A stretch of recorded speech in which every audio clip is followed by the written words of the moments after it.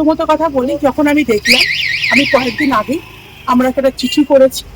এবং দ্বিতীয় কথা হচ্ছে যে সেখানে ওটা আইএলএস বিল্ডিং বলা হয়, ওখানে নার্সিং মেয়েরা থাকেন এবং তারা আমাকে রিকোয়েস্ট করেন যে যেহেতু অনেকগুলি মেয়ে আছেন, তারা মানবিক ইয়েতে যে আমাদের একটা শিফটিংয়ের মিনিমাম টাইম দিতে হবে, নাহলে এতগুলি মেয়েকে আমরা কোথায় শিফট করব। এবং তারা সেই টাইমটা নিয়েছেন। আশা করি আমাকে 1-2 দিনের মধ্যে ওটা শিফটিং হয়ে যাবে। আমার কর্পোরেশনকেও জানিয়ে দিয়েছি। আমি পুনরায় কর্পোরেশনে আবার বলবো এটা খুব তাড়াতাড়ি ব্যাপারটাকে ডেমোলিশ যাতে করে দেয়। ডেমোলিশ অর্ডার করা, আমরা চিঠিতে সেটাই দিয়েছি, এতটাকে ডেমোলিশ করা।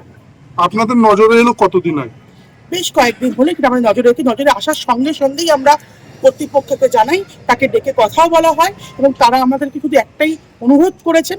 তারা বলেছিলেন যে আমরা যেহেতু অনেকগুলো মেয়ে এখানে থাকেন, মিনিমাম একটা শুধু সময় তারা চেয়েছিলেন যাতে সে তাদের শিফটিং টাইমটুকু, সেই শিফটিংটুকু দেওয়া হয়েছে, শিফটিং হয়েও গেছে।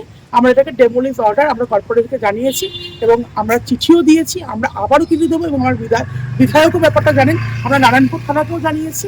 আমরা সমস্তটাই প্রত্যেককেই আমরা চিঠি দেওয়া আছে এবং খুব তাড়াতাড়ি ডেমোলিশ হয় সেই ব্যবস্থা আমরা করার জন্য কর্পোরেশনকে বলেছি।